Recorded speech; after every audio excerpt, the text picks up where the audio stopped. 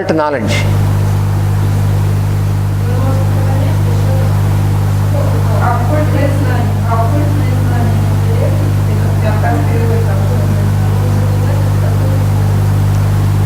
Because above the diaphragm you have the higher centers.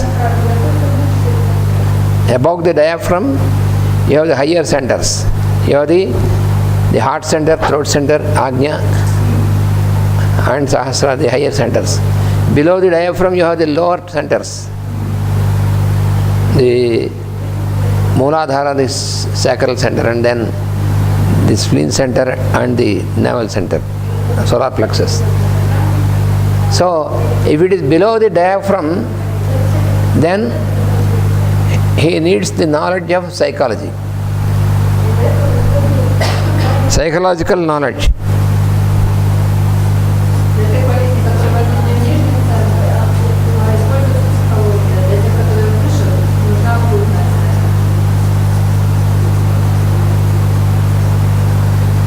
So he has to apply. So if he can know the difficulty, the problem in the patient is due to the source that is above, then he should use occult knowledge above the diaphragm. If it is below the diaphragm, he has to use is psychological knowledge.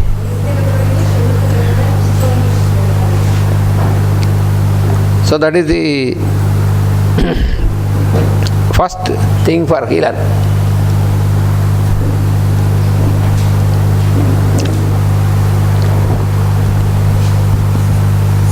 And then the second thing is the healer should have a clear grasp or command of the patient's inner emphasis. Patient's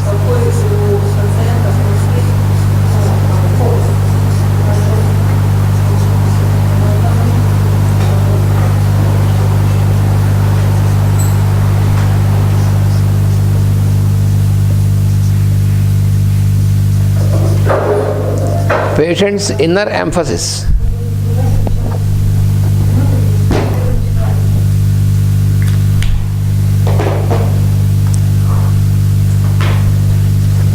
So, inner emphasis means the inner feelings.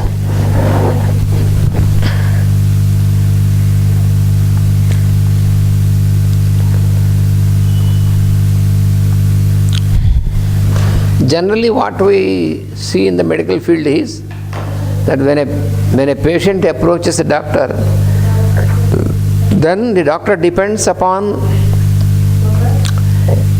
the investigations of the body, but not upon the feelings of the person.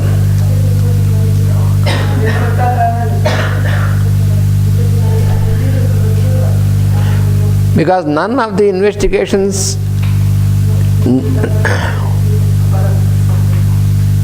none of the laboratory indications can explain you about the feeling of the patient. How the patient feels. So in homeopathy, it is importance is given for inner emphasis for these sciences. For example, when it is a full moon and just like today, when it is a full moon and there is a good shining of moon, the reaction of each person will be different. For a spiritual practitioner, it is very good. We do meditation and we can feel the wonderful phenomenon of the reflection of this because the full moon is a total reflection of the sun's light. So in us also, total reflection of the inner solar light that is felt on our mind. So this is, but for other person who is on emotional level or astral levels, for such a person it is different.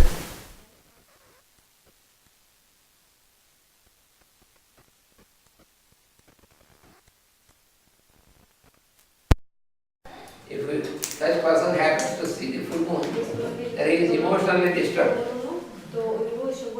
and may get into depression.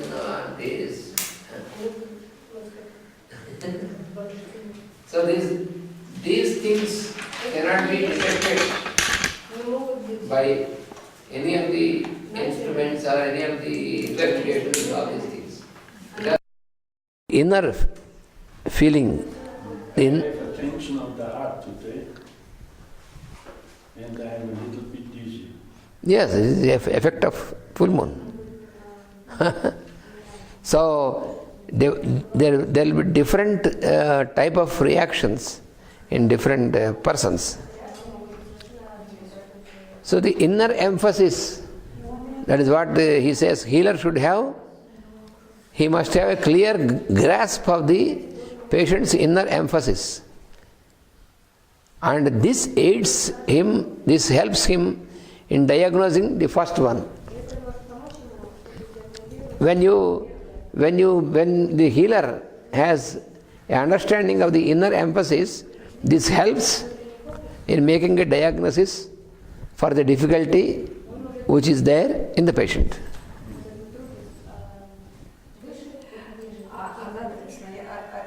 I heard said that there is this connection between dizziness and this vascular things with full moon? It can be. Yes, because all these reactions, they are the results manifested This is manifestation.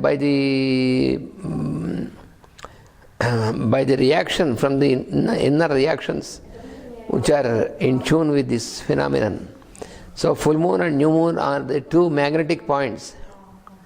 I'm asking because yesterday in the evening I felt some discomfort. Like Yes. dizziness. And today also twice or thrice, and Yes. now I'm relaxed because several people. It's the same, maybe. Not because of disease, but just maybe. Yes, there will be. Because you see, when we are not still completely free from the emotional reactions, then you will have these things.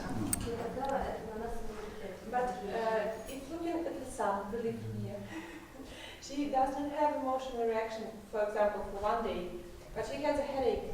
How to explain it? Not emotion. I don't know. No headache. No distress. Yesterday I had emotional. Yesterday you had. So this is the first goes emotional, and then.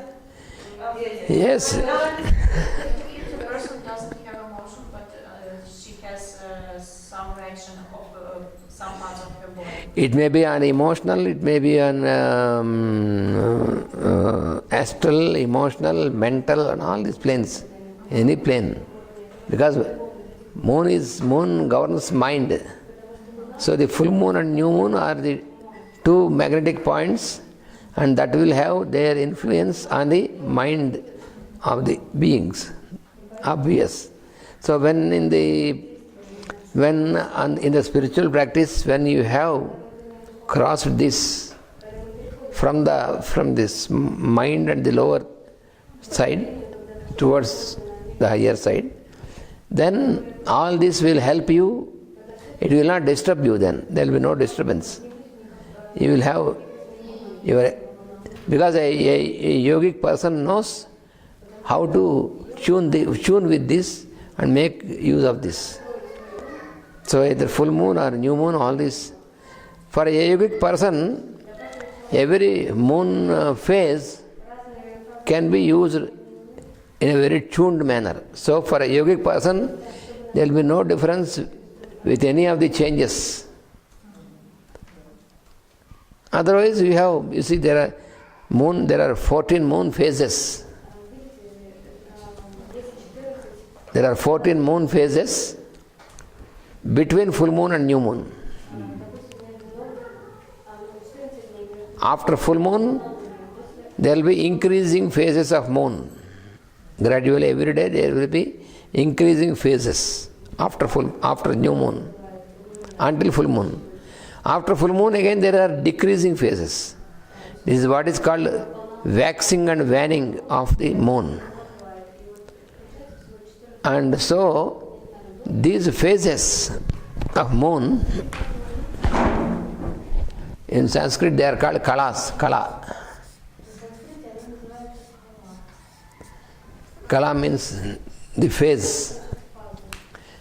So, symbolically, it is said that the mother goddess, when they worship the mother goddess, she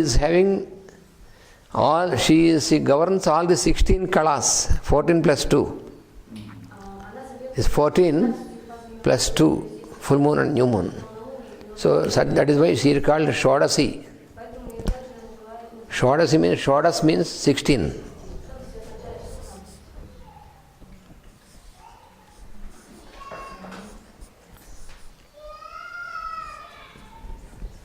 So when you worship the World Mother, worshipping World Mother means not just uttering something, but following the real inner worship. When you do this, then your consciousness rises to that level then you will have all positive effect of all these 16 phases, 14 plus 2 phases, and you will stand one with the world mother. Then you are not disturbed. So these kalas are the phases. What are the phases of moon? They are the angles. Each phase of the moon phase is, it is an angle of reflection which the moon makes, what is received from the sun and reflected to our earth. So these angles will change every day. And these angles are called the kalas, moon phases. And our mind vibrates, our mind reacts to each of these phases. That is why one day you feel very joyful and other day you find depressed. Because of these changes of the moon's phases, that affects the change in our mind, functioning of our mind. Because our mind, when it is turned towards lower, that means towards emotions and instincts and all this, then they will influence the mind. So therefore, one day you will feel very comfortable, very joyful, and one day like all this. But for a person who is on the yogic way of life, who is on this practice, reach the yogic state, for that person, any of this he will not influence, because his mind is not influenced by this. His mind is turned towards the soul, towards higher light. And then for him, every phase is the same. So that is what it is said, that when you worship the mother, the mother means she is the expression of beauty of the Lord Himself. That is love of the Lord. So therefore, then you are not affected by this.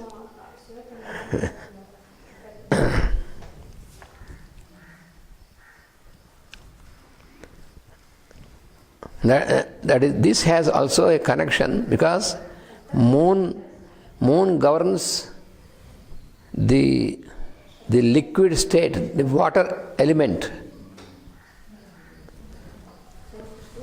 That is why the water element, the liquid state. That is why you can find, you can find that for the oceans, there is ebb and tide, what is called ebb and tide, depending upon the moon's phases. On full moon, it is very superfluous, you find. And on new moon, it is in absorbing direction. So that very clearly you can see in the nature.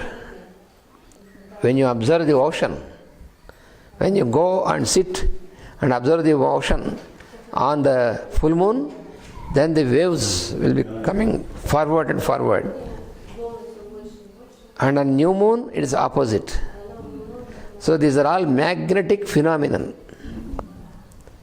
And exactly the same thing happens in the body of woman also.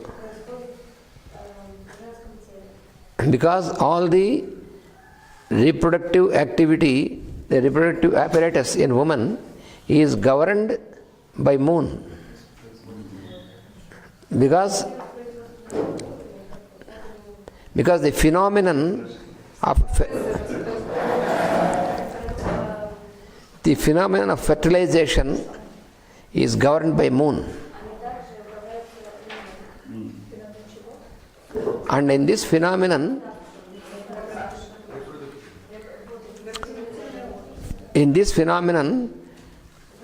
what happens in the constitution of the woman is all activity of water element. this reproductive substances. And so this is all governed by moon phases, the movement of moon. So the moon makes a round, one round in 28 days. So also a woman has 28 days of menstruation cycle. So this is all governed by moon. So it is all according to the cosmic plan.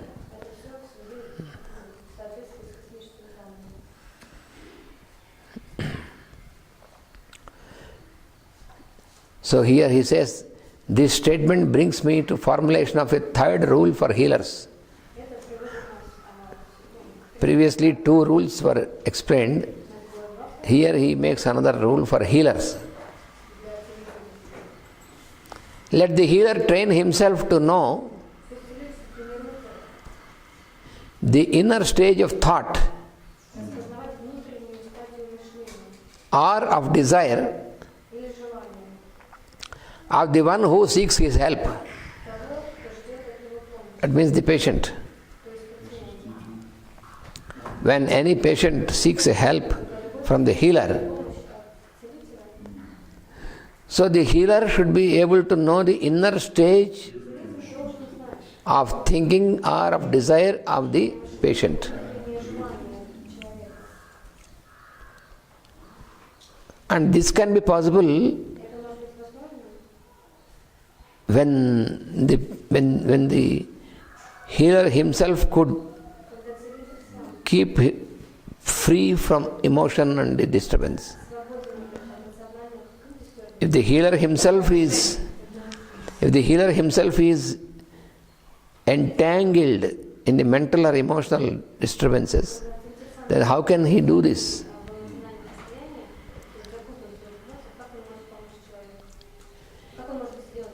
He can thereby know the source from which the trouble comes.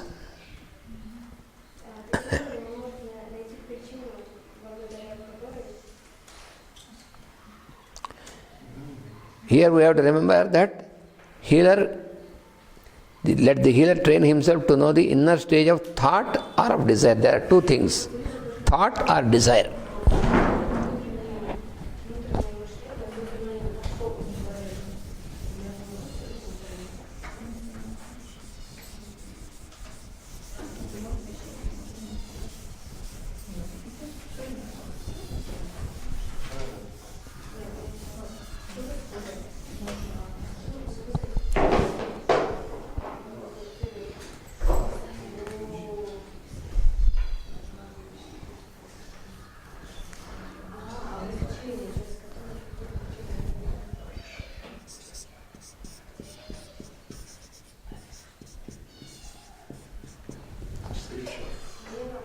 తిరిగేది వెయ్యి లేదా మళ్ళీ వేడి వేడి అంటారు. వాళ్ళు ఆపేస్తారా? ఆపేస్తా తర్వాత వేడి అంటారు. నువ్వు వచ్చి వెయ్యి.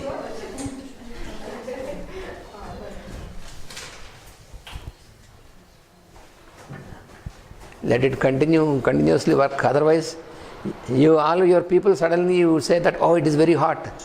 So better to have this. That is why I made the one on the top than this one. When it is not there, then you say it is hot. When it is there, say, oh, it is. I see. You have to choose. If we sit outside, then you must sit with the monkeys and those things.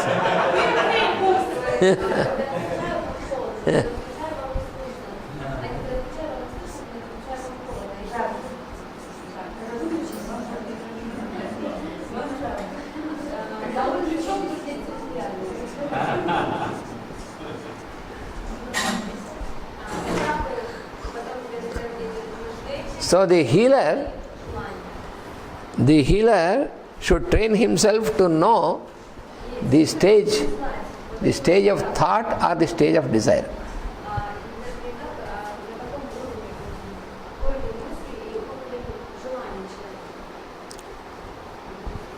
So the thought belongs to the mental level.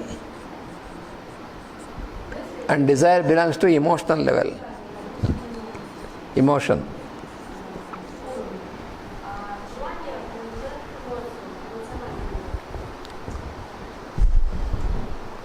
So the first thing is the healer has to get trained to know the inner stage either of the thought or of the desire in the patient. Unless he knows this, unless he could ascertain this, he cannot really help the patient. He can thereby know the source from which the trouble comes, because the trouble starts either from mental or from emotional state. The real trouble will be not on the physical level. On the physical level, it is only the result. This always we have to remember.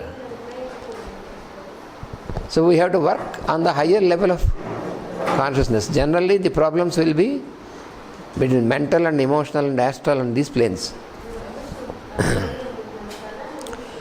Let him relate the cause and the effect. The cause lies on the inner stages. These belong to the inner stage. So cause lies in the inner levels. And the effect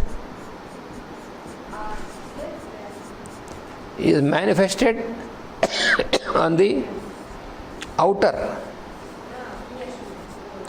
level, which means the form or body.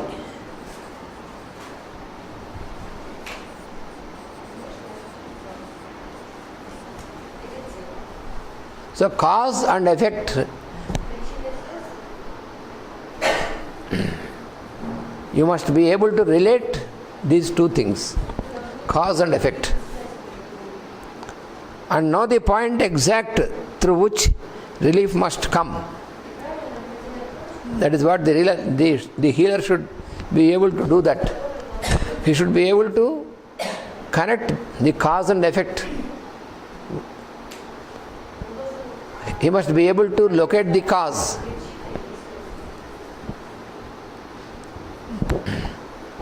When the cause is in different level of consciousness and the effect is in different level. So if you don't know how to relate this, you cannot bring any solution. That is what you see in the medical field now. When the cause lies in the deeper levels of consciousness, if you only keep working with the result on the physical tissue, then there will be no solution permanently. Only there will be always what is called temporary